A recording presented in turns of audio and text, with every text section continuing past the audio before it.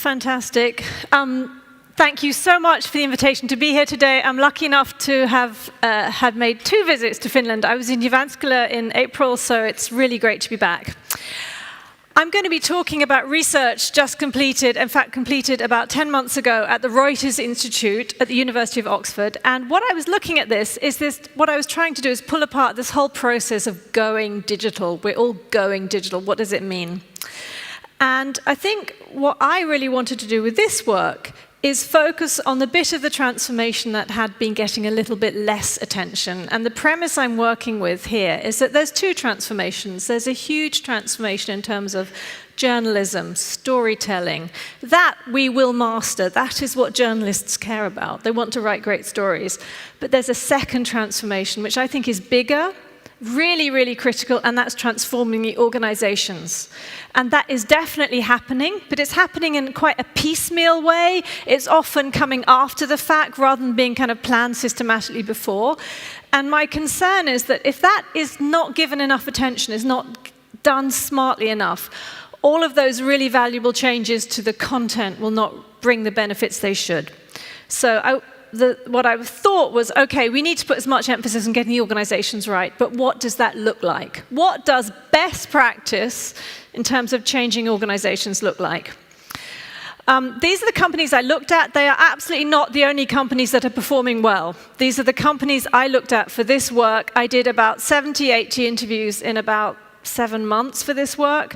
So this deep red sort of orange bubble. I did very deep research in these organizations. I did a long case study before I met them. Then I did about, 10 to 20 interviews inside. The smaller group, I went in because they were doing specific things in a really interesting way. I'm just about to launch the second stage of this research. I'll probably look at entirely different companies for that one. But anyway, let's look at what came out. First point, I think one of the themes in this research in general, one of the big findings that we have been very captivated by a lot of management organizational product development concepts from Silicon Valley. They've been very helpful in terms of getting our products together. But it's really important to remember that a VC-backed, software-based organization, starting with a clean sheet of paper, is coming at this world from a very different place than where we are. And where we're coming from is a place of huge complexity. So if you look at where media organizations have come from, most of us started somewhere back in the past with a portmanteau product, something for everyone, one product that served all audiences. The 1980s, a lot of us added a niche layer to our businesses. We had niche products, either niche TV channels, more supplements in the paper. 1995, we added digital online layers to our businesses. And then 2007-08, we added on the social mobile layer. So what that means is for us as legacy players is we are arbitraging attention investments across these 4 layers. All these 4 layers have to talk to each other. So that is where we're starting from. For audiences, an explosion of choice in terms of products, in terms of platforms, in terms of packages. But for us as organizations, we are starting with a lot of complexity, stretched resources, and a pressing need to rebalance the expertise and asset portfolio. So critically, the challenge for us, for most of us, is that the bottom 2 layers are still keeping the lights on.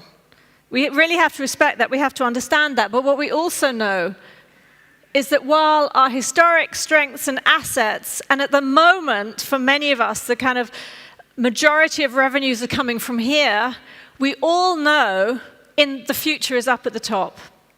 So the challenge we are facing, not only do we have the complexity, we kind of need to move the center of gravity of our organizations up. And I think that's a challenge we're all facing. That is a really, really difficult challenge from a kind of physics perspective, but it's challenge in reality as well. So I think that's one thing we need to remember. Second, I think the issue is we are no longer mass anymore. We call ourselves the mass media, but the whole concept of mass has been redefined by the platforms. We are now working in an environment that has 4 or 5 of the largest organizations that have ever existed, who are now kind of our competitors. We are competing with them, but they are not really competing with us. We are just a means for them to achieve the growth they want. So there's this massive asymmetry. So what that means, anyone who's got a heritage in print, as we all know, massively lower revenues, a huge hit to our business model. 2 legs of the table have just been knocked away. But I think more subtly, but equally strategically important, is we have much less control, understanding of how and where our content is being consumed, the context in which it's being consumed. We have a much weaker relationship with the people consuming that content. But at the same time, those platforms are the bridges to the future, to the younger audiences we need for sustainability. So we need to keep reacting with them. So I think pulling this section together about, where we're coming from, we need to remember we have been transforming ourselves. We have been going digital now for about 2 decades, most of us. All of our organizations, certainly the ones I've looked at, have a degree of what's known as tech debt. So large, complex programs, tech refreshes, reorganizations that have never quite been pushed forward to completion because the world changes or they were too ambitious. That's adding more complexity.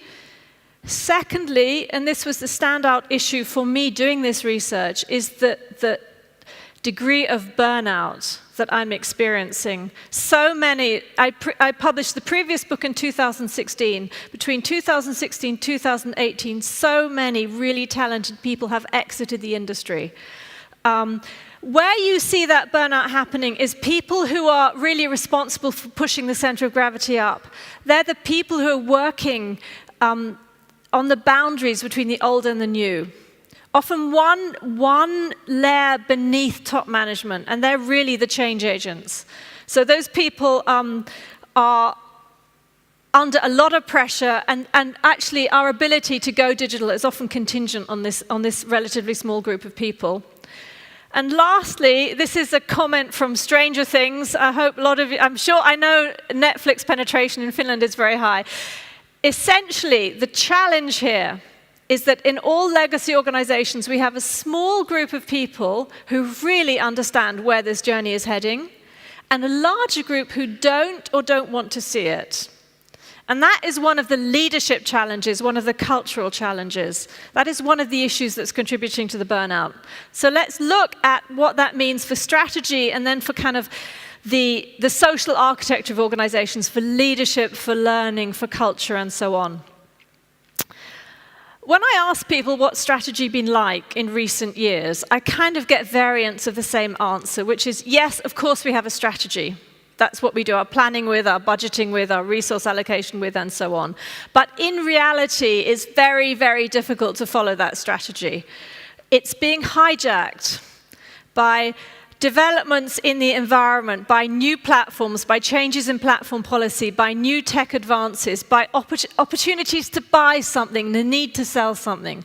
So ironically, at a time when legacy media probably face the biggest, wickedest, hardest strategic challenge they will ever face, namely finding a sustainable business model for journalism, which fulfills so many important social public service needs, they're not finding it able to really focus on these tough strategic issues. And the other irony is when we look at the Silicon Valley players, although we look at them in terms of agile and scrum and failing fast, they are following a really classic 1980s industrial economic approach to strategy. Lock in subscribers, remove competitors from the field, build capabilities that no one else can afford to copy.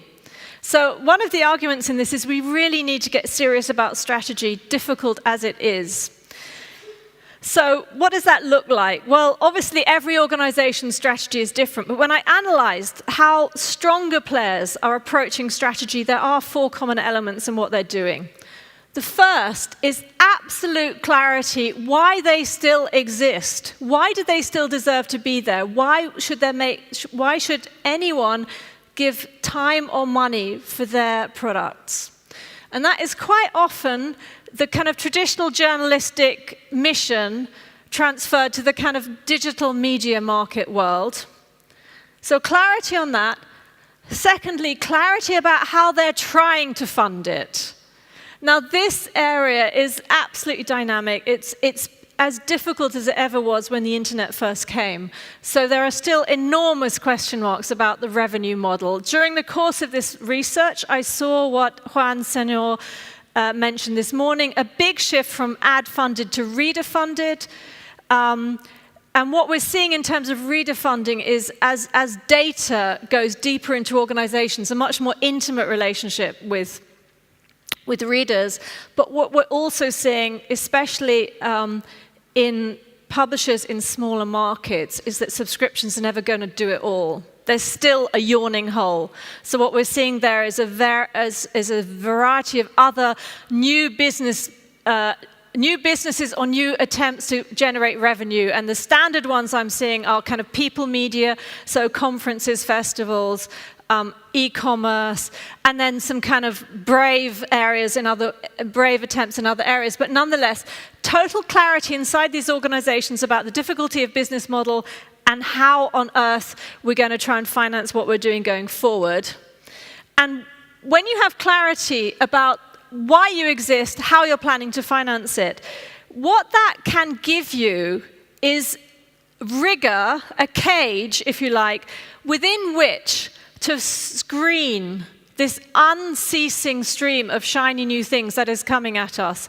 You know, it could be Snapchat, it could be Facebook instant articles, it could be voice, it could be AR, it could be VR, whatever. The stream will never stop. The hype around these elements is massive, and those doing strategy need to have a really clear set of principles for how they look at these.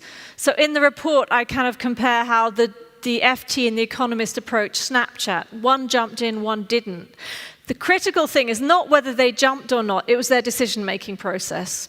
And in fact, if you talk to the Washington Post about what Jeff Bezos has really brought them, he has brought them a set of principles for decision-making. And that's really, yes, he's brought runway, he's brought a lot of money, he's brought hundreds of fantastic engineers. But a lot of the real value, what he's brought is a set of principles that allows them to be very clear about this kind of stuff. Decision-making's got very rigorous. And the fourth element, which we've heard a lot of today, is tech and data, which is becoming the kind of central nervous system for media organizations. So really the ascendancy of tech and the media, it's moved from being a kind of utility that was necessary but had nothing to do with relationship with content, with relationship with audiences, to being absolutely central to it. Now, if we look at that as a basic model, we begin to see a shift in communication that is being carried out by the media organization.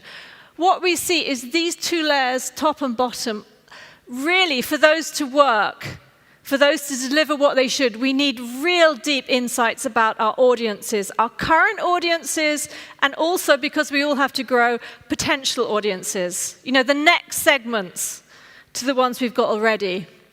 For tech and data to deliver what it should, we need much more collaboration inside organizations. So we start to see how the culture needs to shift. Just pulling this back together, you know, a little bit in the spirit of Marty Baron, what are the core principles that occur to me after looking at this strategy? And this is really my takeaways. Firstly, one thing I think we can take away from VCs are their 7-year time frame. I think this is a brilliant strategy-making time frame. You can't change much in 5 years. 7 years, you really can. And the question we need to be asking, if we're going to be proactive, is what do we want our world to look like in 7 years, and what roadmap do we need to build to get there? Secondly, this rigor. When you do something, know why you're doing it. It doesn't have to be revenues. You could be doing something, you could be doing a joint venture, engaging in something just to get the learning, but be very clear, very intentional. Secondly, because of this latent complexity, that has to be a kind of constant stream. Reduce complexity, and one element of that is exits. For legacy media, it's very, very painful to exit an area. And it can set off alarm bells in the organization. It can kind of put the culture into paralysis. Oh, God, you know, we're really hitting the wall. We're going to start closing everything. You need to kind of desensitize the organization to cutting areas that are no longer doing what they should do. And you need to kind of practice that with an area that doesn't really matter too much, just to build in a kind of precedent that this is something we sometimes do and that the sky doesn't fall, it's necessary. One question I wanted to ask, before I did this, I asked 25 CEOs, what do you really want out of this? And one issue they wanted to know is, how are these areas coming together? What are newsrooms looking like?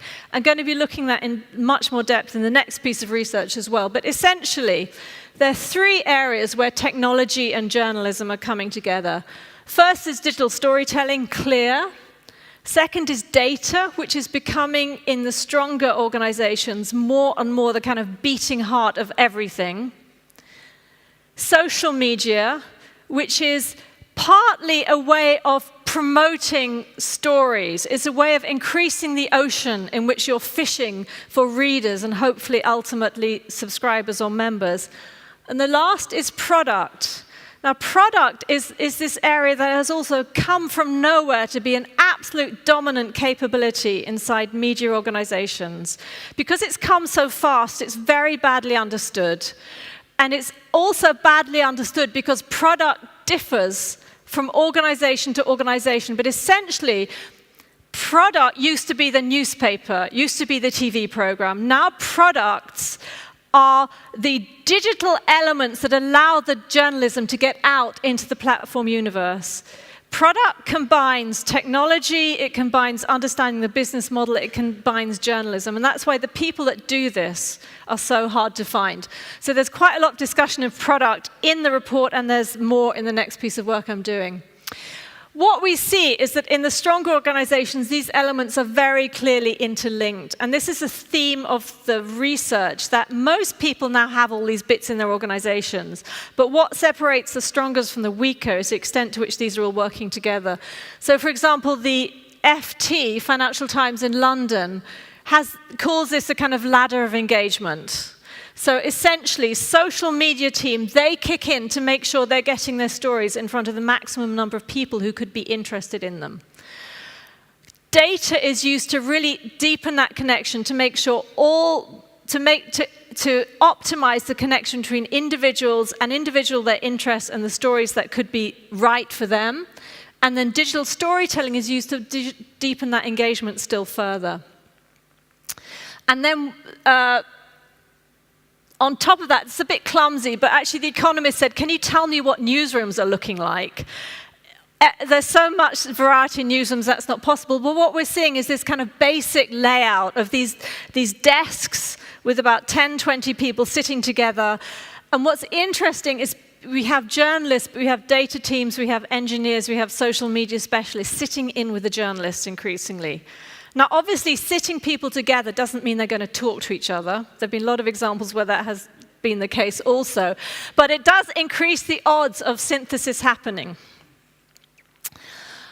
Within that, I'm seeing a big shift in terms of the roles of journalists. And this is not really journalists as a brand. When this works, it works organically. And for this to work, it's really important that the existing structures inside the organization have been broken down a bit. But you see this very much in Vox. You're beginning to see it taking off at CNN. You're seeing it at the Washington Post, the BBC. I'm sure other places too. But essentially, a journalist is given a degree of autonomy to develop ownership of a specific field. So it could be something like Sarah Cliff at Vox, who is US healthcare policy. It can be Brian Stelter on the business of the media.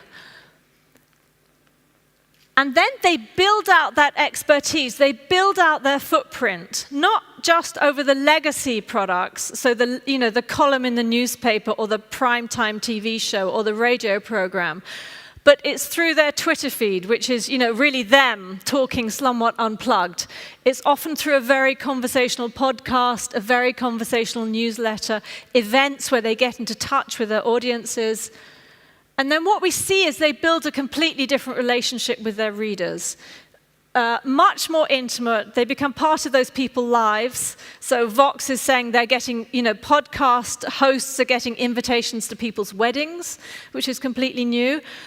But what that is a fantastic basis for kind of robustness in the business model. It makes you as a media organization much more irreplaceable, much more significant in people's lives.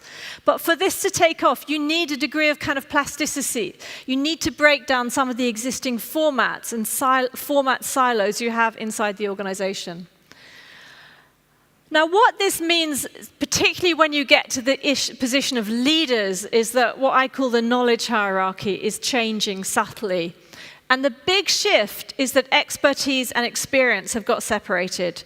It used to be the more experience, the greater your expertise, the more value you have for the organization. What we're seeing now is that an awful lot of absolutely critical information is now expertise is located in the newer areas of the organization, in the peripheries, at the lower levels. So for leaders, it becomes, if you want to remain competitive, it gets really imperative to ensure that you are sure that in your organization, not only can key messages come down, but you have a way for information to flow up. Because those people are much clearer, especially to the new markets you need to attract. They're much closer to them. So how do we do that? Well, a lot of this is to do with culture. And the other second thing that the CEOs really wanted me to help decode is culture. How do we change culture? Let's start off with how it needs to change. It seems like there's 3 core messages that really need to land. The first is that leadership in the pre-digital era does not automatically bring leadership in the next. And in fact, the more dominant your position in the previous era, the less likely you are to be able to transfer that leadership position to the next. And that's because of all kinds of mechanisms around complacency and around avoiding risk and so on. And this has been this is essentially Clayton Christensen's Innovator's Dilemma boiled down to one sentence. This applies across all geographic regions, all historic eras, all sectors. But this is really, really critical. Of course, you're not wiped off the surface of the earth. You just slip down the food chain. Someone comes in above you in terms of relevance, in terms of necessity for your readers, for your markets, for your audiences. The second thing is that bottom layer of the strategy model, this revenue puzzle, is really not clear what the answer to this solution, what the answer to this problem is. And I think we've left a situation where the people at the very top of the organization will put their heads together, maybe consult a few great consultants that come up with a solution, and that's what the rest of the organization implemented. It's now very important we engage the talent and the expertise of the whole organization in terms of finding a sustainable business model moving forward. So that also begins a kind of cultural shift in terms of inclusion, in terms of building on talents. And the third is really ensuring there are no barriers towards integrating tech, working with tech, appreciating tech. We don't all have to become data scientists or coders, but we do really need to understand why they are so important now and be prepared to collaborate. And often that collaboration can actually prove a very, very fruitful experience. Now, the one concern in terms of culture is that one of, can journalists and techies ever really talk to each other? And what I found is there are organizations where this is happening actually really, really well. When that's happening is when you're pivoting off the similarities in these cultures. So essentially, if we take the hypothetical culture of journalism, this is this pale yellow blob over here, and if we take the hypothetical culture of tech, on the surface, they look really, really different. So journalists tend to have a background in the liberal arts, words, not numbers, like the tech people. Tech people have a background in natural sciences, computer sciences, engineering. Journalism is about serving audiences, but there's a kind of moral core to journalism when it's done properly. Journalists have a deep sense of purpose. They feel that their work is actually very important for the functioning of democratic society. It brings a kind of deeper value. That's not really there in tech. I'm not saying tech doesn't care about that, but often it's more in terms of developing the most elegant solution, with the best functionality combined with the best design. Another difference, journalism has had to be risk averse because of historically the tech we've had to work with. We've had to get a product perfect before we kicked off the printing presses, or we broadcast a program, because it was embarrassing and almost impossible to correct it afterwards. It had to be perfect. So we have lots and lots of systems internally around perfecting a product before it's sent out. And clearly the tech world is about experimenting, building a hypothesis, testing it, refining it. So these are different worlds coming together. But where this synthesis is happening, and it started off, I saw it in just a few places, maybe The Guardian, maybe Schibsted. A lot, actually, must be said, in the Nordic countries, they are ahead of the game in this area, and I've got all kinds of theories about why that is. But where they come together, it's where you pivot off the similarities. The first one is both really, really prize clarity of thought, clarity of language. So it can be a beautifully written line of code, a beautifully executed phrase, but both cultures are really about elegance, simplicity, removing redundancy. Second, they're both craft professions. Both areas want to produce the best possible product. There's a kind of artisan element to it. And thirdly, and this is a huge help for any of you in leadership roles, they're both intrinsically motivated professions. And there's a lot of fantastic literature on motivating people, on changing culture of intrinsically motivated people. And I can give you all the references of that afterwards. Interestingly, this is almost the perfect definition of great product people. In fact, product people are often really sit in the middle of this. So how do we change culture? Well, the big interesting finding from this is you don't really change culture by overtly going head-on saying we're going to change this culture if it kills us. It's done actually in stealth mode. And if you get it right, culture change should be the intentional, planned byproduct of a lot of other transitions you're making in the organization. So if we're saying, okay, this rather ugly arrow is this, we want to move our cultural values in a certain direction. The first thing that is very intentional is very, very clear signaling from leaders. And from each of these, I'm going to give a few examples of what I mean. So very, very clear signaling, this is where we have to go. After that, a lot of learning, big investments, time put in turning it into a learning organization, having lots and lots of inputs, structured, unstructured, coming in from the outside world. Very porous boundaries, lots and lots of contact with peer organizations. Nudges and prompts built into everyday systems, and of course the core to this is data. Data is a fantastic culture change tool. And finally, flexible structures, and I'll give a little bit of detail what I mean by those. So for leaders, this means firstly, absolutely relentless communication of what you're trying to do.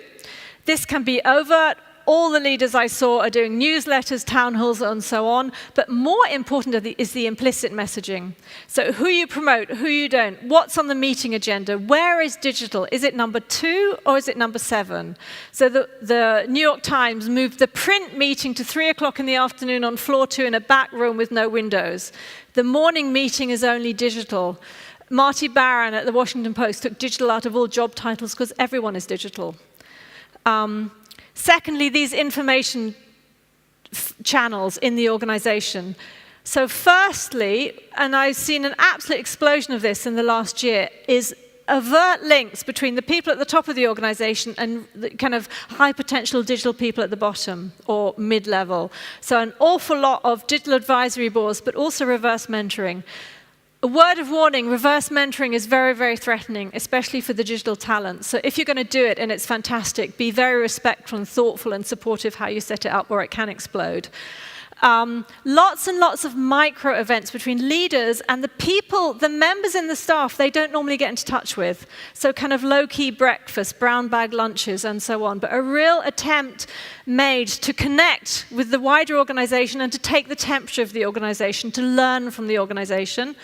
And finally, a real explosion also in opportunities for leaders in the organization to get in touch with audiences, for newsroom members to get in touch with subscribers directly, so not through the sales team. So this is the Financial Times, a leader who was recruited to be a top journalist, but actually he's found his job is leading right now. He doesn't enjoy it, but that's what he's doing. And this is Marty Baron, Washington Post, who you'd expect of all the organizations doesn't have to keep banging the digital drum, but still is. It's very hard to push this gravity up these layers. In terms of maximizing learning, porous boundaries, lots and lots of contact with peer organizations with similar challenges. Structured courses, visits to Silicon Valley, visits to Columbia University, whatever, but also DIY, knowledge swaps inside the organization. There are examples in the report, and embedding, sitting people together. So this is Schibsted, actually, and this is a brilliant one from a venture capitalist in Silicon Valley who got absolutely fed up. We had a key set of people going to every conference and no one else. And they had all the knowledge, all the network. So the deal is, if you go to an event like this, you have to bring a junior person with you.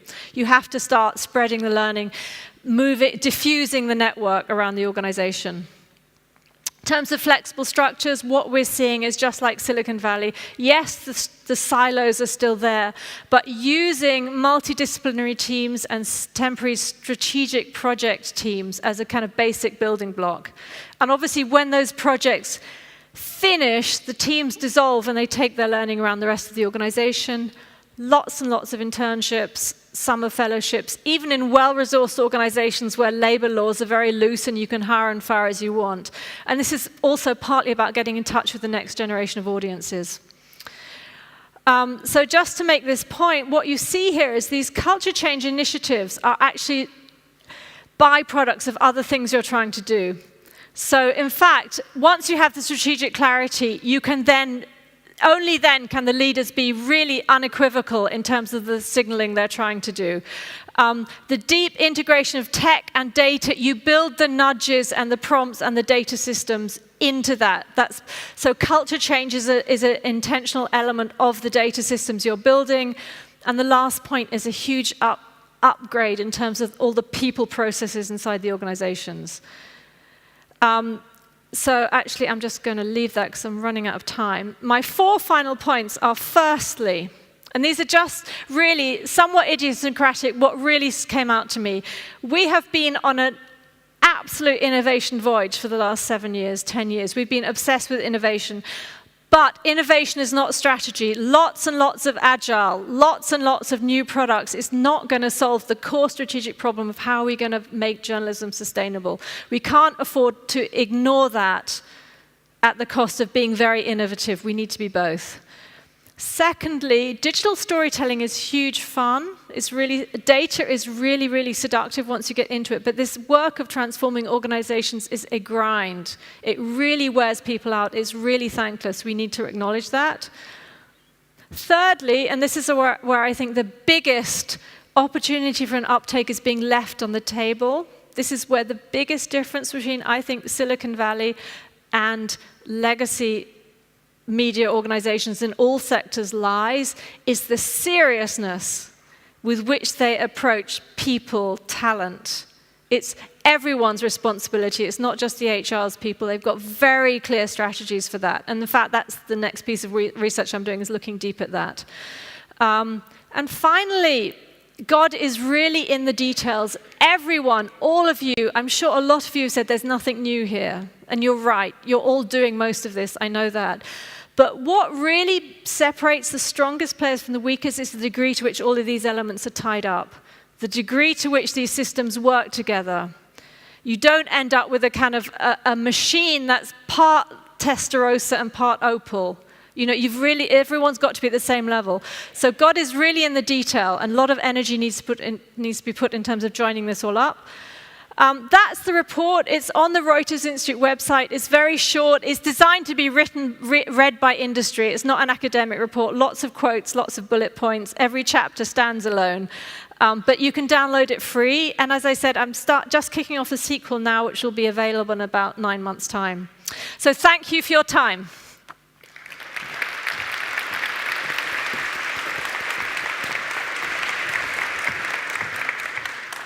A huge thank you to Lucy Kueng once more.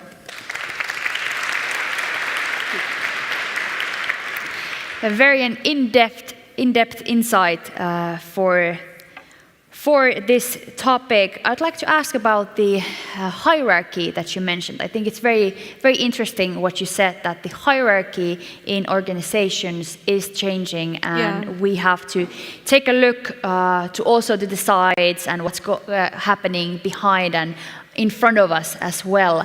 I was thinking about the strategy making. Who should take part? You said that everyone in the organization, but what kind of people should be around the table when we're making a strategy for an organization?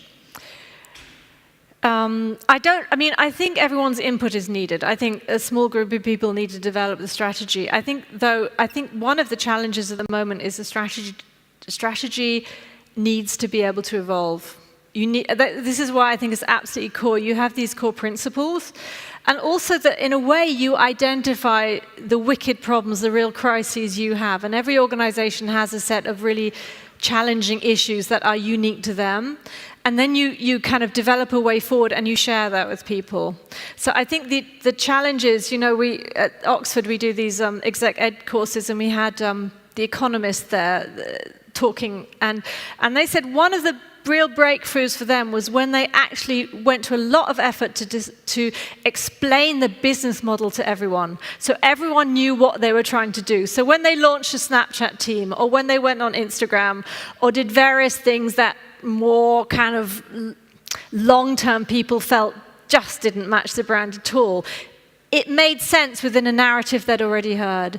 So I think it's about inclusion, but I think at the end of the day, you need a set of very smart people doing strategy. These are really, really difficult strategic problems. It is really not clear how we're going to finance serious journalism, especially if you want to be international, if you want international coverage, and especially if you come from a smaller market and you have a minority language. And I don't mean that in any kind of denigrating sense, but if you don't have Spanish or English, you've got a major disadvantage there. So you need to really work a strategy that will deliver enough growth, and that's really not easy. And how often we should take a look on the strategy, because of course we know that the only thing that will last forever is change, but how often we should take a critical look on the strategy? Well, I say, follow the VC thing, because I think the VC thing is really neat, because the idea is, private equity, we need this to be as elegant as we can to sell it. It needs to be as beautiful as possible in 7 years. That's ideal. Really ideal is the kind of Facebook thing where you have a strategy for 1 year, 3 year, and 10 years. So 10 years is the really off the really sort of blue sky tech. 1 year is what we have to hit, and then 3 years. I think that's good if you can do it, but you need, strategy takes resources as well. I think that's the ideal, though. And what you said right at the beginning about burnout, I think it's also something that we have discussed in Finland quite a lot, how this just work field in the big picture is so demanding, and it takes a lot of energy from people. So what do we need from leaders to people to feel okay and have energy to do this constant transformation? Yeah, I think there's a number of things. I think firstly, to build resilience to burnout, people need to feel there's a real purpose in what they're doing. Yes, definitely. And that's why I think this top layer of the strategy, there needs to be a really clear understanding of why we add value to people's lives. I think if that's a big part of it. People need to feel there's value in it. Secondly, I think they need to feel acknowledged. And I think the busyness and the way jobs have expanded means that a lot of people are doing, perhaps quieter people are working really hard, are feeling unacknowledged. That's a big issue. I think the third issue is we have to build in breaks. You can't work at this level permanently. It's like if you're training for a marathon, if you run every day, it's not going to work. You need to run for 3 days, take a couple of days off or whatever. We're not building in those breaks. So I think there needs to be kind of awareness that this is a problem. I think leaders also have to do a lot of signaling themselves, so take breaks, take holidays or whatever.